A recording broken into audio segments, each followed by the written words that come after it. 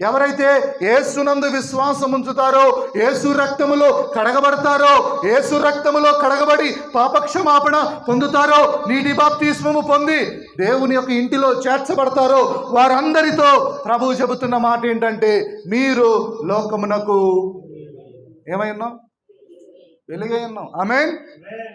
నువ్వు యేసు క్రీస్తునందు విశ్వాసం ఉంచిన వ్యక్తివైతే నువ్వు లోకానికి వెలుగుగా ఉండాలి. మనం స్వయం ప్రకాశకులం కాదు. స్వయం ప్రకాశకులం అంటే మనంతట మనమే వెలగలేం కదండి.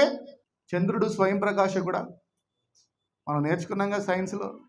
చంద్రుడు స్వయం ప్రకాశకుడు కాదు, తనంతట తాను వెలగడు కదండి. సూర్యుని యొక్క కాంతి చంద్రుడి మీద పడుతుంది కాబట్టి చంద్రుడు వెలుగుతాడు.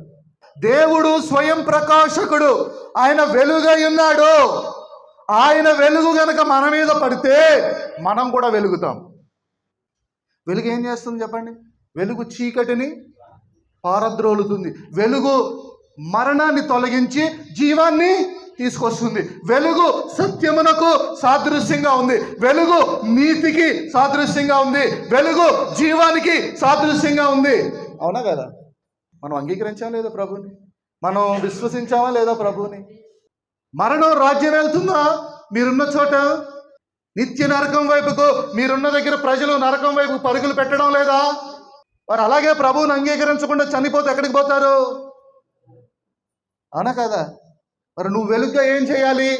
ఆ మరణానికి, ఆ నరకం అనే ఆ నిత్య మరణములోనికి పరుగులు పెడుతున్న ప్రజలను జీవము వైపుకు నువ్వు నడిపించగలగాలి కదా. అదే కదా వెలుగు చేసేది.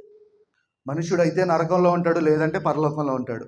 మధ్యలో త్రిశంకు స్వర్గం ఏమీ లేదు. అంటే నువ్వు ఎక్కడైతే ఉంటున్నావో, ఎక్కడైతే నివసిస్తున్నావో ఆ ప్రజల మధ్యలో నీవు వెలుగుగా ఉండాలి. మరణాంధకారాలను పారద్రోలి జీవపు వెలుగులను వెదజల్లే వెలుగుగా ఉండాలి. అది దేవుని యొక్క ఉద్దేశం. ఆమేన్.